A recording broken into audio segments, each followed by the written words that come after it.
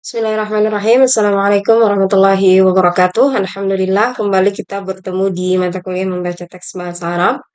Dan ini adalah materi yang ketiga yang saya sampaikan.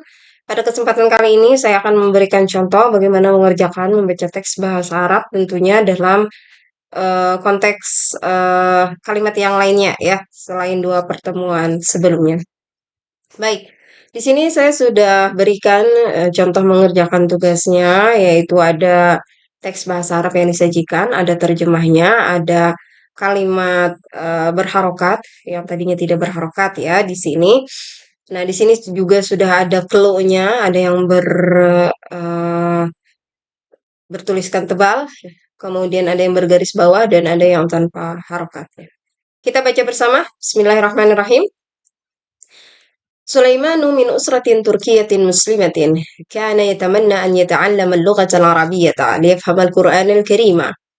علم سليمان من أحد أصدقائه أن معهد اللغة العربية في جامعة الإمام محمد بن سعود الإسلامية في مملكة العربية السعودية يقدم منحا للدراسة لأبناء الأمة الإسلامية، فذهب إلى السفارة السعودية وأخذ استمارة وملأها وأعطاها الموظفة، وقدم له جوازه ليحصل على تأشيرة الدخول.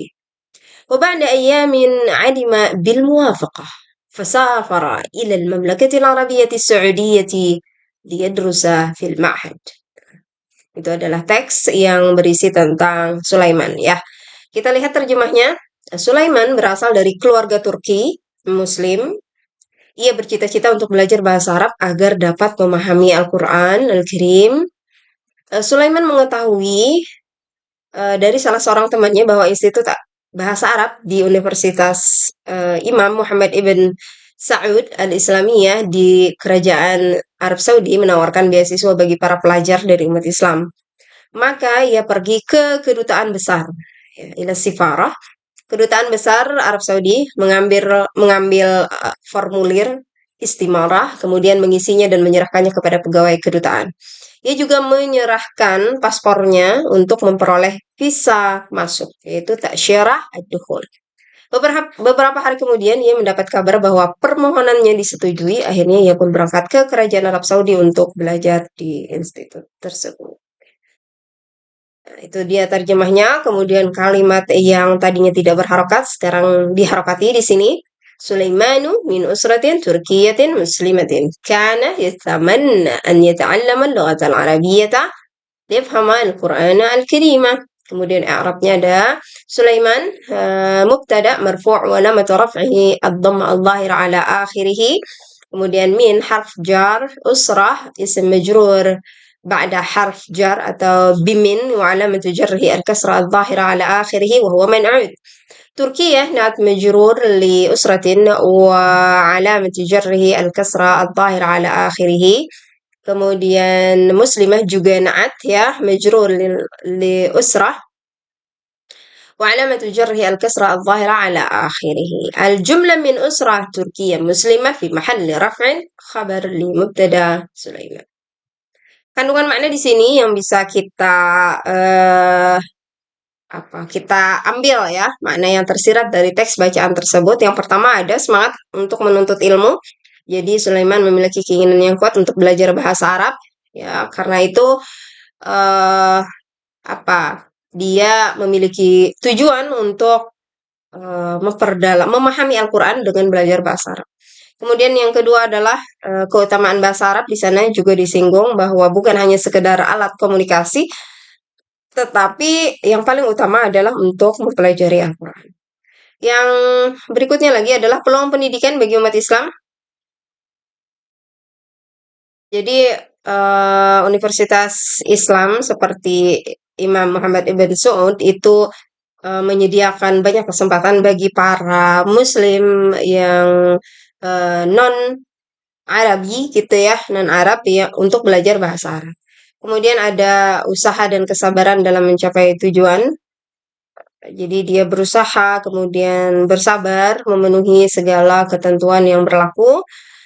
Kemudian di sana juga ada eh, apa namanya institut di dunia Islam itu memberikan peluang yang sebesar-besarnya kepada negara-negara di luar sana untuk bersama-sama menyebarkan ilmu ya. Jadi memberikan peluang yang besar.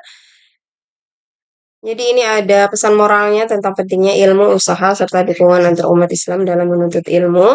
Kemudian ada pendidikan karakter juga di sini, pendidikan karakternya tentang religius, semangat belajar, gemar membaca dan mencari ilmu. Jadi Sulaiman ini orang yang religius, kemudian dia semangat, kemudian dia kerja keras juga. Dia mandiri karena mengurus sendiri semua keperluannya, kemudian dia pantang menyerah gitu ya. Dia berusaha untuk mengikuti proses administrasi, dia disiplin dan bertanggung jawab, kemudian dia berwawasan global, dia membuka diri terhadap pengalaman baru dengan belajar di negara lain. Kemudian kaidahnya di sini yang pertama adalah pembahasan yang bergaris bawah di atas itu pembahasan tentang muzakkar dan muannas. Nah, jadi ada ta'rif muzakkar dan muannas. Muzakkar itu apa?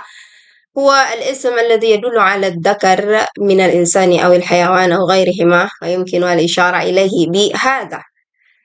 Jadi muzakkar itu adalah isim yang menunjukkan atas identitas laki-laki, baik manusia atau binatang atau yang selain dari keduanya, dan dia bisa ditunjukkan dengan kata hadza ya, hadza.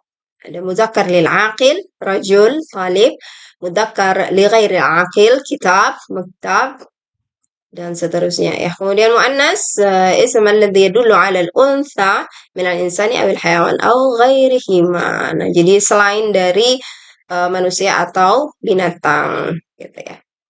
Nah, kemudian li ghairi aqil di sini kalau li ghairi aqil itu seperti syams, syajarah. Nah, ini adalah muannas majazi. Kalau syams itu dia tanpa ada tanda tak marbutah ya. Dia adalah muannas majazi. Nah, ini ada beberapa ketentuan. Ada beberapa ketentuan yang menunjukkan muannas itu ya. Jadi yang pertama ada muannas lafzi dan ma'nawi gitu ya. Ada tak tanis di belakangnya. Kemudian ada muannas ma'nawi faqat. Jadi ada maknanya saja yang berbentuk muannas tapi tandanya nggak ada. Misalnya Ummun, Bintun, Zainab itu nggak ada tanda muannas ya. Rizki ya misalnya nggak ada tanda muannasnya. Tapi yang memiliki nama Rizki itu adalah perempuan, berarti dia ma'nawi. Kemudian muannas lafzi itu muannas lafaznya, tapi yang memiliki nama itu bukan bukan apa, bukan perempuan. Jadi lafaznya aja bentuknya muannas, tapi yang memilikinya adalah laki-laki. Misalnya Hamzah, Talha, Muawiyah, itu namanya nama seperti muannas lafzi, tapi yang memilikinya adalah laki-laki. Muannas majazi tadi seperti ardun, narun, darun, ainun gitu ya. Kemudian ada juga yang kata yang bisa menunjukkan muannas dan mudzakkar tadi seperti tabibun, mudzakkar muannasnya adalah tabibatun. Nah, ini dia keterangannya. Bisa lebih jelas di sini ya. Oh, ini terjemahnya ya. Kemudian ini penjelasannya. Kemudian kalimat yang semisal itu ya tentang mudzakkar dan muannas. Nah, di sini ada dhahabat talibu wal muallimatu ila al madrasati. Nah, saya harokat nih ya. Dhahaba at-talibu wal muallimatu ila al madrasah. Ini at-talib mudzakkar, al muallimah muannas, kemudian madrasah juga muannas. At-talibah ini adalah muannas, kemudian kitaban mudzakkar, mufidan juga mudzakkar. Demikian kuliah kita hari ini, semoga bermanfaat dan bisa dimengerti tentunya. Sampai bertemu di lain kesempatan. Saya Hiris. Wassalamualaikum warahmatullahi wabarakatuh.